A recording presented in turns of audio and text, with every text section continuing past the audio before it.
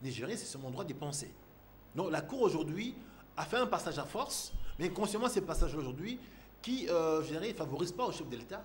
En même temps, donc, ça diminue un peu sa crédibilité. Donc, ça montre la mauvaise foi. Si le président voulait peut-être, je dirais, exister ou bien demander peut-être un temps, peut-être de glissement, je pense qu'en allant au dialogue, ça pourrait se comprendre. Mais les présidents ne l'a pas demandé. Hein. Vous accordez une pensée qui n'est pas la sienne. Puisqu'aujourd'hui, le problème qui se pose aujourd'hui, le président, il est au pouvoir depuis 2001. Aujourd'hui, le président Kabila, il a 15 ans de pouvoir. Donc, pour ma part, il devait se préparer sa succession.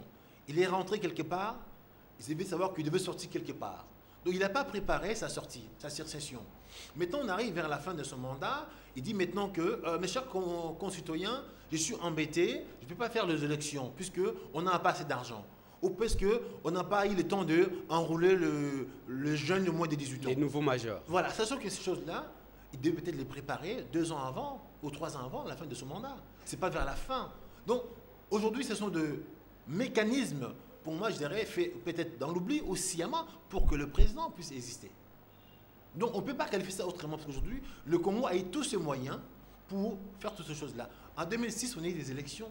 On avait 4 armées ici. L'armée de Jean-Pierre Mbemba, l'armée de l'autre machin. Il y avait des armées, des hommes en armes. On a eu les élections. En 2011, on a eu les élections. Pourquoi pas maintenant en 2016? Ça veut dire qu'aujourd'hui, bon, en plus, il ne s'est pas prononcé s'il est candidat. Donc, il faut bien quand même qu'il nous amène aux élections. Puisqu'aujourd'hui, ils se disent qu'ils sont des libérateurs. Ils sont venus nous libérer de 30 ans de pouvoir de Mobutu, de la dictature. Maintenant, ils veulent nous confisquer. Donc, je dirais, qu'est-ce qu'ils vont vouloir faire aujourd'hui? Ils nous ont libérés pour nous accaparer de l'autre côté. Non, ça pose un problème.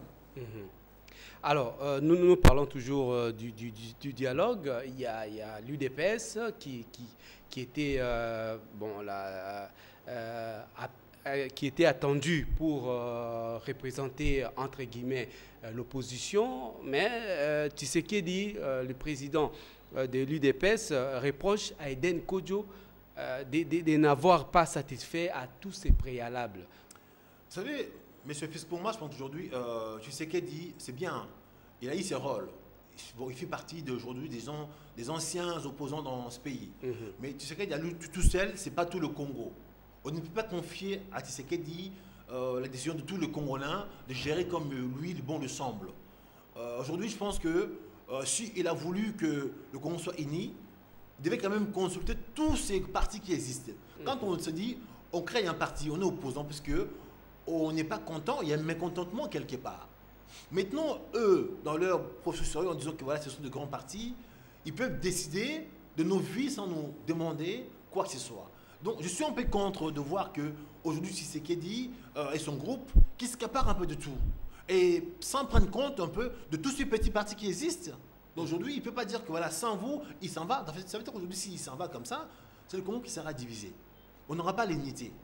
Donc, pour que ce dialogue-là soit unilatéral, il faut que tout le monde soit dedans. Si on n'est pas dedans, il ne peut pas partir tout seul. Ça veut dire qu'ils vont partir sans nous. Donc, un côté... Mais ça, c'est les comités préparatoires. Les 12 postes sont du comité préparatoire. Ces 12 courants, ça ne fait pas gérer l'ensemble de tous les 12 grands courants. Aujourd'hui, les 12 courants en question, ce n'est pas de tous les partis qui existent. Ils ont pris des partis qui les arrangent eux. Mais tous aujourd'hui, les partis d'opposition qui sont, sans citer leur nom, qui sont peut-être dans ce groupe-là, alors ils vont devenir quoi? Ils comptent pour Dubert? Non, je pense qu'aujourd'hui, ils devaient quand même consulter tout le monde, voir réellement le pourquoi et le comment. À ce dialogue-là, on peut y aller. Pourquoi faire? Pour dire quoi? Pour faire quoi? Pour la transition? Pour passer la main? Pourquoi? Aujourd'hui, le président demande un dialogue. Mais pourquoi déjà? Ce mandat, il arrive à la fin. Il faut savoir pourquoi il demande un dialogue. Parce qu'aujourd'hui, le 19 décembre, le président, son mandat est terminé. Alors, il veut un dialogue pour continuer, pour nous passer la main, pour quoi faire? Alors, c'est eux, maintenant, les grands partis, soi-disant, ils doivent avoir la science fige de parler à notre nom. C'est là où il y a un problème aujourd'hui. Et vous